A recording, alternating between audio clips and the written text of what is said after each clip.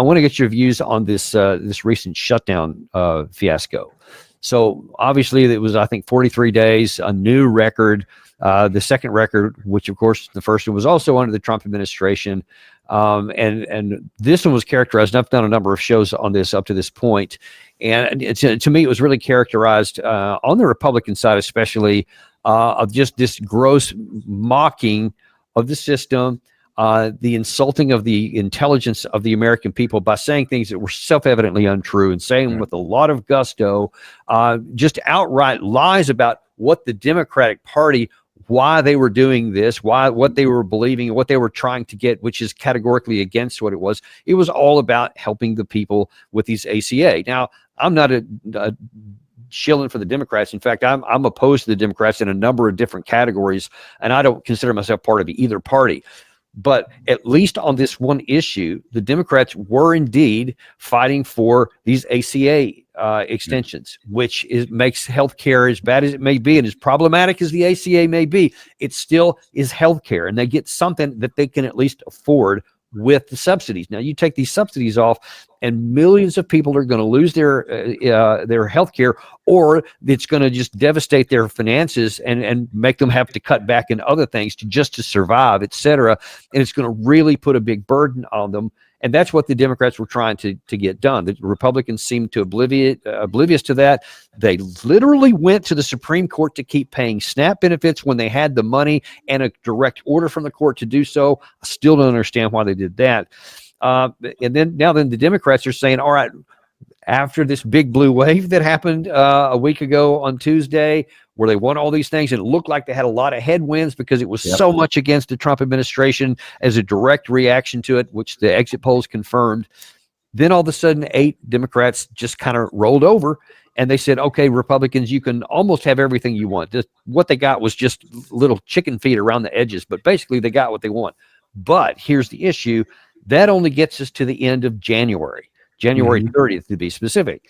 And with the promise that the Republican Senate will hold a vote on the ACA issues in December at some point. But the Republicans have been adamant, especially Trump, that they absolutely detest the ACA. They think it was a disaster. It's horrible. I can't imagine that after all that, they're going to say, but sure, we'll extend it for a year, even though we rejected out of hand that offer earlier before the Senate finally agreed to what they did. Where is this going to go next? And what is going to happen to all these people? And will there be another shutdown here in just a few weeks? Yeah, I agree with everything you said there, Danny. That was very well said. And you've already had Speaker Johnson saying, I'm not going to hold this vote for ACA subsidies. He's not even going to hold already said it. The Senate may, but without the House, it doesn't matter. Yeah, I mean, that's why. And then you can't even have Democrats throw Chuck Schumer out of his position. If someone should be held responsible within the Democratic Party for this failure, this was a failed effort. And it was done. I agree. It was for the right reasons. They were fighting the good fight, and then they abandoned it. And someone needs to be held responsible for that.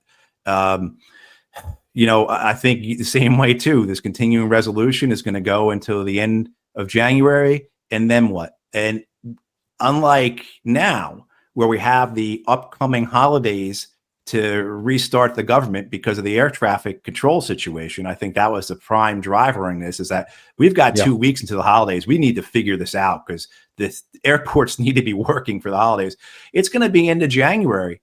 And, maybe some people will get bent out of shape because they're going to miss their Valentine date, someplace or whatever. But there's a long period of time that this country might have to endure before there's some other inflection point where the two parties have to actually come to some form of agreement. And let's look at that ACA. Do you foresee any possibility that the Republicans would do something? I mean, if not just extend them for a year, which they said they rejected out of hand, will they do something? Because I think I saw one report that suggested maybe 52% of those people are actually Republican voters, so they don't want to make their people mad. How do you see that playing out? I mean, you would think that the Republicans would look at this and say 26 is an election year. For the House, everyone's back at the ballots. One of the things interesting about the 8 Democrats, or 7 plus Angus King, that abandoned the Democrats' shutdown was that none of them were up to vote them up for election in 26, right? They've all got time. So the idea is that people will forget about this. For the Republicans in the House, people aren't going to forget about this. And, I don't understand that political calculation then to allow people's ACA to double or triple or whatever it is, as is being stated. So it doesn't make that base political sense for them to protect themselves. But I think they feel that they can make the argument that this is the Democrats' fault. So many of them come from districts that are gerrymandered so that they only have to survive their primary challenge. So the concern for them is not going to be a primary challenger who's going to you be yelling about the ACA. It's going to be a primary challenger who's yelling that you defended the ACA. You kept Obamacare in place. And I think that's the Republican calculation for the 26 cycle is they're more concerned about maintaining their positions and not losing primary challenges than the handful. And we know it's a handful. It's like out of 435 House seats, it's something like only 30 are competitive. And now with all this redistricting that's going around the country, it'll be even less. You're talking about maybe a dozen seats that will be competitive, maybe throughout the entire country. So I think that's maybe Johnson and others' calculation is we can handle that. But we got to make sure our primary challengers don't have anything to stand on because they haven't beating this Obamacare thing for assumes, though, even on the R side, even within a primary issue, that enough of these people don't either lose their coverage or have their premiums go to where they can't afford it, to where they're sick and tired of any R that they don't want in there. So I mean, districting or not, or where these competitive are right now. But I mean, it seems to me that there's a real problem that people are going to say, Republicans have been talking about, Republican voters are going to say, screw you all. I don't care what y'all do. Don't screw with my health care. Is that a possibility? Or do you think that the people will go, yeah, I'll vote for R anyway, even if I lost my health care? That's a real possibility. I mean, the same thing happens to the Democrats. I mean, that's a possibility, but I think that they're more concerned with the primary the primaries than they are with the general elections. And of course, you have a lot less people turning out to vote. The people who turn out to vote in primaries are usually really pretty hardcore base ideological voters. And these are people who hate Obamacare, even though they're benefiting from it, they hate it, And so I think that's what the calculation is, And I'm sorry, on that topic, one of the things that Trump said in one of his Truth Social screeds in the midst of all this was, you know what? Forget about the ACA at all. Don't extend it. Just get rid of it, period. And let's just give all this money back to all the people and let them get a better one and a higher quality at a lower cost. What a great idea that would be. That briefs well, as we used to say in the military. But that doesn't even exist. That's just a mere fantasy, because there is no such system that could even happen. And they have had, the Republicans, over a decade now to come up with an actual plan, and yet they specifically don't. Why do you suppose that is? I mean, wouldn't it even be in their political interest to say, all right, here's a better plan. You don't like the ACA, you don't like Obamacare, that name is attached to it. Okay, here's one that actually works. Why have they not come up with a plan, and why do their followers continue to be okay with it? Because I don't think there's anything out there that's going to be better for the health insurance companies than the ACA.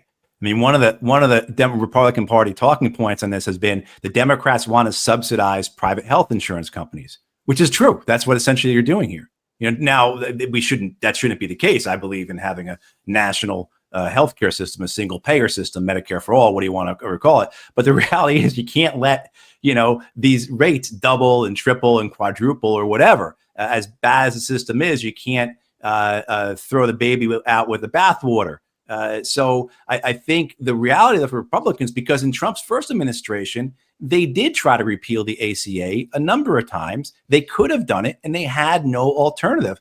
And I believe it's because for the health insurance companies, the ACA is the best thing. This is what many of us who are libertarians, whether you're a left libertarian or a right libertarian, we're saying this is wrong about the ACA. You're forcing people to purchase a product from a private company. The mandate of the ACA, that goes against my right to, to not purchase something from someone if I don't want to.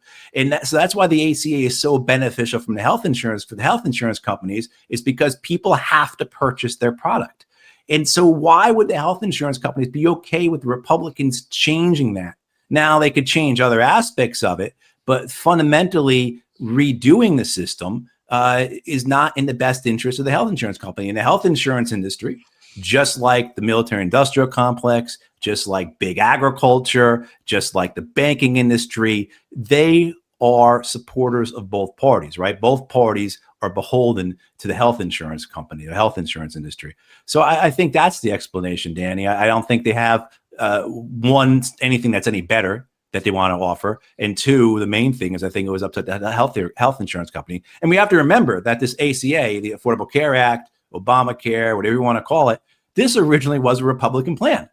This was a conservative plan that comes out of both Massachusetts when Mitt Romney was governor, but also I believe out of the Heritage Foundation.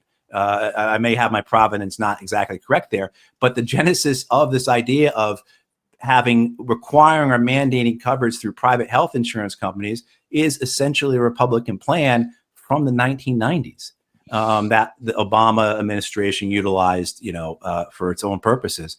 I remember Mitt Romney talking that up during his presidential runs and whatnot. Yeah, right, exactly. Remember that? Yeah. So, but it is. And the reality is that most people, are living in this country. So let me ask you something. Speaking of Republicans and the healthcare, one of the presentations that Senator Graham had here recently was he had this big old chart, big pie chart he put up on the Senate floor, and he was showing the evils of the healthcare companies that have like hundreds of millions of dollars a day in profit or revenue, whatever that they draw in. He was talking about all that evil and stuff like that. But don't I recall correctly, and if I am wrong, correct me here, but it seems to me that both Republicans and Democrats get a lot of money from the healthcare industry in terms of campaign financing. Oh, absolutely. It's massive. They're fine no matter who's right? Yeah, it's as big as any other industry, right? You have, they are going to receive millions upon millions of dollars in the aggregate from the health insurance industry, just as they do from the weapons industry or from the banking industry or from big pharma or from the agriculture industry or from whoever, right? This is the reality of having a government that is a system of legalized bribery. And so you've seen that in statements from Democratic and Republican leaders, but particularly on the Democratic side. Dick Gephardt years ago spoke in front of a health insurance company forum, a convention, and said, "Don't worry about it. There'll never be single payer or universal or a national healthcare system here." Hillary Clinton laughed about it when she was asked about it. You had Joe Biden saying that if it came to his desk, universal healthcare or Medicare for all, he would veto it. They're so firmly entrenched with these interests, with these donors, that there's no separation. Our hope is that you have people from the outside who can shake it loose, and that's a pretty vain hope, I think. But yeah, there's no difference. The reason why we have these policies, the reasons why we have $1 trillion defense budget, the reason why your school tells you that the pizza sauce on your kid's pizza at lunch counts as a vegetable. This is all because of these industries that control our government. We talk about the Israel lobby and everything else. The Israel lobby is nothing special. It's just that the Israelis are utilizing the American government through this legalized bribery system in the same way that, how many other industries or how many other special interests are doing it. So the bottom line to all this part is that it for the American people I'm talking about, it doesn't matter Republican, Democrat, this system, that system, no system. It's going to pretty much stay like it is. And all of the people, the elites in power, have incentive to make sure it stays that way. And they'll be punished if they don't go to anything else, whether it's single payer, healthcare for all, something that doesn't even exist yet. Nobody in power wants to change the system because that would upset the financial apple cart. Did I wrap it up there? That's absolutely the case. What's the incentive to do so? And even those on the Democratic Party side who spoke about this, who've been very eloquent about this, Bernie Sanders, or, certainly you have the squad, say someone like Alexandria Ocasio-Cortez, they say nothing about Medicare for all at all. I mean, they'll say it now that Trump's in office, knowing that it's an impossibility. But when you have a Democratic president and you have a Democratic Senate and a Democratic House, you hear nothing about it, And so it's something that's tightly controlled in terms of, this is something that's useful to speak only when it's not possible. But when it is possible, don't dare bring it up, because that threatens our donors. That's threatens. And so this just has the effect of what you said a minute ago. And by the way, I don't know, do you have to leave, by the way? Because I know we're a little, okay. Good. Yeah. This gets back to what you said a second ago, which is just the next piece in the cog that undermines confidence in government, period. Yeah. No matter who's in charge here, by the American people, and they're losing faith in it. Now, one of the other things here that I want to talk about in the last bit of time that we have here, you mentioned it a second ago also, this redistricting thing. So we have President Trump openly saying that he wanted Texas, and now it turns out to be a handful of other states as well, to redistrict for the exclusive, express, and unhidden reason to get additional Republican seats that I'm entitled to, was the phrase that he used. Right. And so you had the Democratic governor in California saying, okay, what's good for the goose is good for the gander. We're going to do the same thing. Prop 50 just passed a week ago on Tuesday. And so now then they're going to be looking for the same thing to get 5 Democratic seats. And in both cases, what you have is the party leadership in each country placing the priority of the party above the needs of the people in their state. And so the Texans have prioritized Republicans, Democrats in California. And they're saying that anybody in all of these areas that you're doing that are of the wrong party have been disenfranchised. Your votes will no longer count. There's no point you even go into the polls anymore. Straight up, that's the case here. Now, those are in 2 pockets here, but what does that do, Matt, to the integrity of the entire system that people across the country see? Oh, it just makes it out to be a farce, right? It just makes it out to be empty and vapid, superficial, to be nothing more than a state controlled by 2 parties that represent the same major interests, whose whole purpose is to keep themselves in power. When you have a 2-state, a 2-party system, it's pretty easy for each side to receive their share. And you look at it here in the United States, every 4 or 8 years, the other party takes the White House, the House goes back and forth, the Senate goes back and forth. Each party has roughly the same amount of governorships. I know the Republicans have some more, but the Democratic states are bigger. Same with the state legislatures. So there's a sharing of power here. They all agree fundamentally on the major issues, the life and death issues. They're all capitalists. They're all under the thumb of their donors and the interests that they represent. And so they only can differentiate themselves on identity. And this is why we have this scourge of identity politics in the United States and cultural issues that they campaign on and that they argue about. And that's meant to have the American electorate identify as either red or blue in a tribal or a team manner. So that's the reality of American politics. It's something that's dominated by money, controlled by the wealthy, and essentially it's just one aspect of what is the ruling class. And there are divisions, there are hierarchies, there's cliques and all this. But if anyone thinks that just because the Republicans argue against the Democrats and vice versa, that they're not in the same club, if you will, as George Carlin would say, you're simply not understanding how the system actually works. Yes, they want seats, they want their positions of power that are limited within the structure, and they will fight each other for it. But their first priority is to maintain the structure as it is. That's why this idea that you're ever going to get someone in a Democratic Party or Republican Party who's going to create fundamental change is just unsound. There's no incentive to do that. There's no incentive to really pull down the facilities and institution of power and rebuild them, because that would cut your own throat. That would cause you to lose power, the seat that you have, the power that you have. And who is going to do that? what politician is going to do that? So, you have those who run independently. Both you and I have our experiences, quixotic, romantic, if you will, noble, maybe, but ultimately fool's errands, right? Because of the Leviathan that we're up against is so massive that to try and fight it symmetrically makes no sense. You're not going to get anywhere. So you have to figure out a way, I think, and I'm not sure what this is, how we change our country asymmetrically with our actions, because certainly going and voting red or blue is just going to continue the problems and the troubles and the issues that we have. And for those who may have seen it, brother Elon Musk says, hey, you know what? How about a new party, the American Party? That's what we want. Something that'll help the American people by having another super rich billionaire who's kind of weird, chaotic. That's gonna give us. Now, I actually saw. Let me see. Let me kind of do a little bit on here.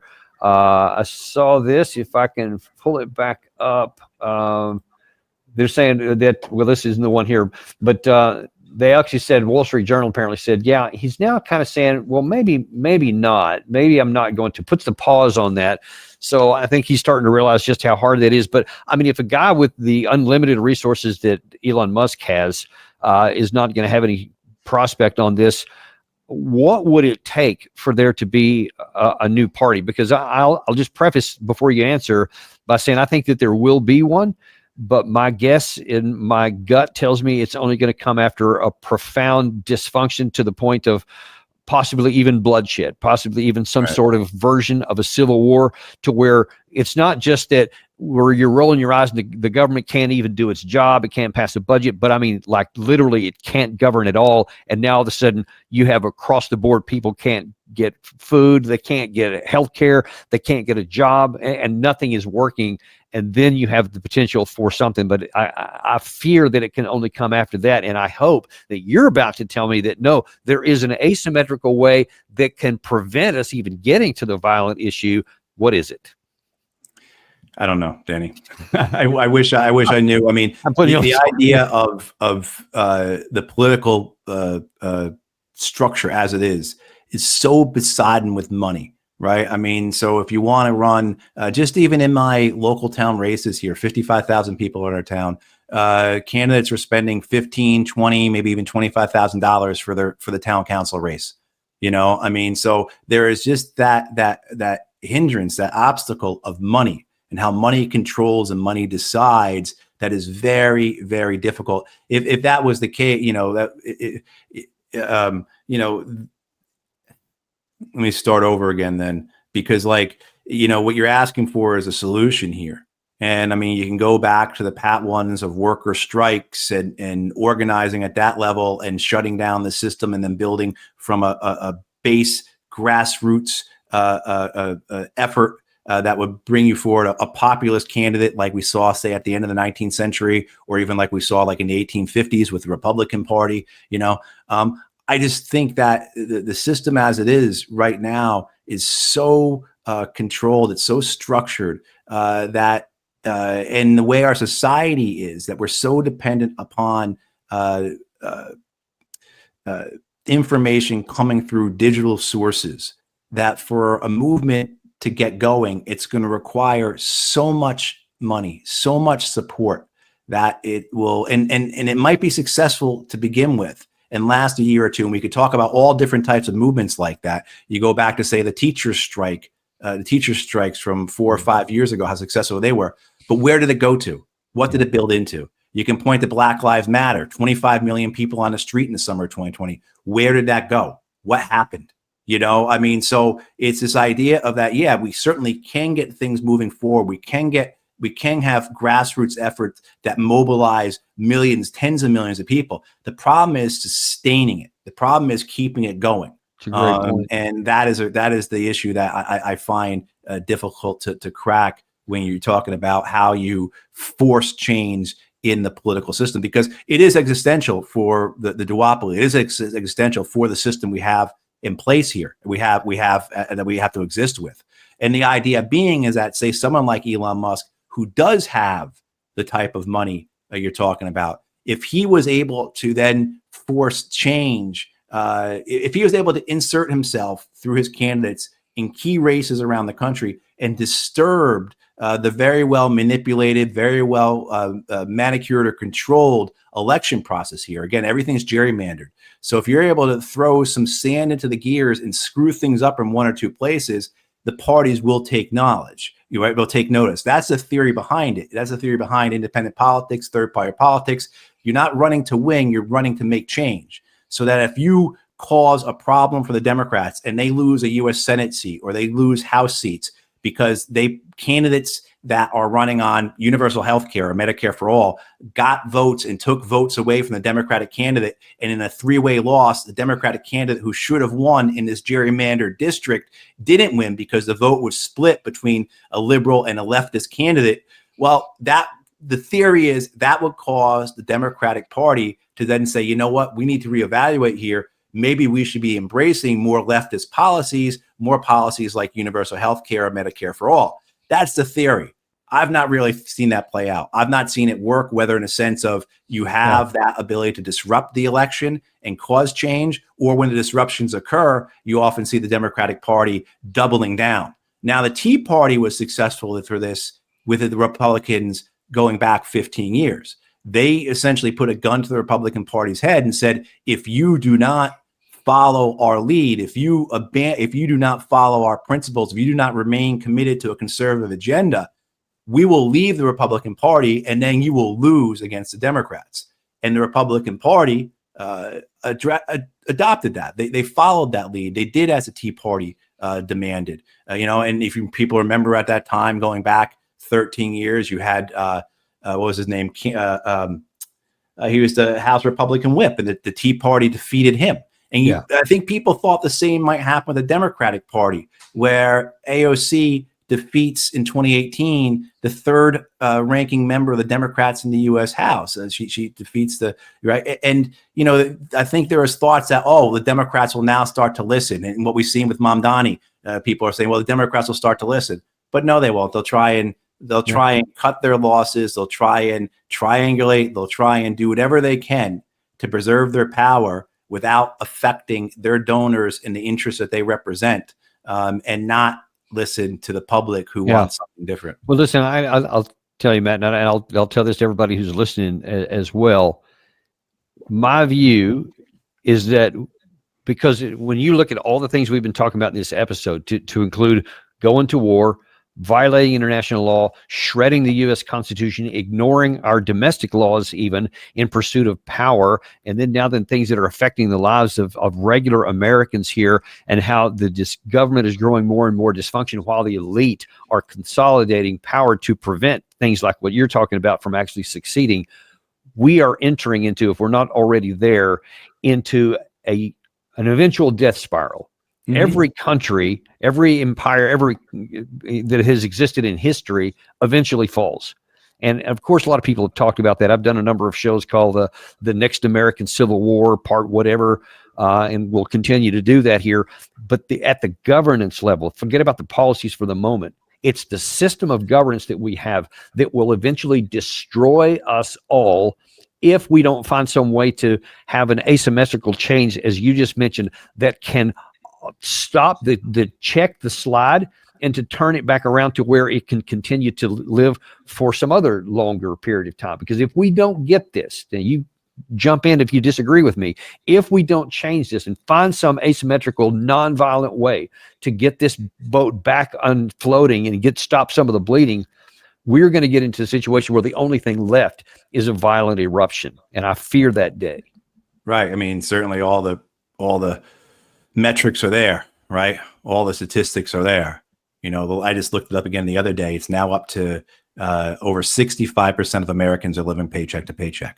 That's the latest understanding. And about half of people who make over $100,000 a year are living paycheck to paycheck. This idea there's a differentiation between the working class and the middle class, I don't really think that's true anymore. Certainly there is differences, don't get me wrong, but when you're living paycheck to paycheck, regardless if you're working class or middle class, there's an anxiety, a fear, a frustration, an anger that you're living with the entire time.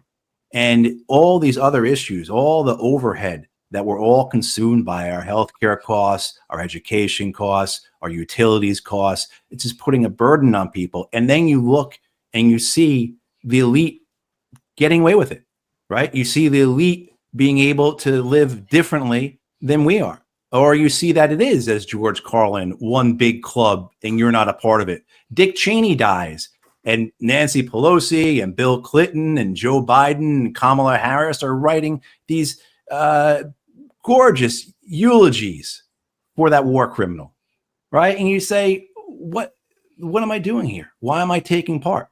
And then you drop out, or you become apathetic, or you feel that nothing you can do is going to matter. But then at some point, to your what you're saying, Danny, it's going to get where there is a breaking point, right? There is where the response is going to be violent. And, you know, certainly a nation with this degree of wealth inequality, with the haves versus the have-nots the way they are, history tells us that something like that is nearly inevitable.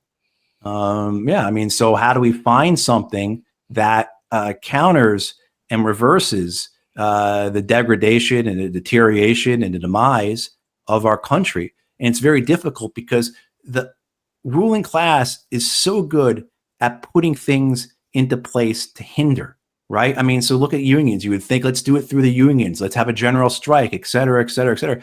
The unions have been so broken, dismantled, co-opted in this country for decades by both Republicans and Democrats that their power to do what they did in the 19th century it's not there. It's not there. And the process to rebuild that is going to take decades. You know, I mean, so I agree with everything you're saying. And, you know, I'm sitting here with this frustration of, you know, being a talking head and not being able to provide any solution for this.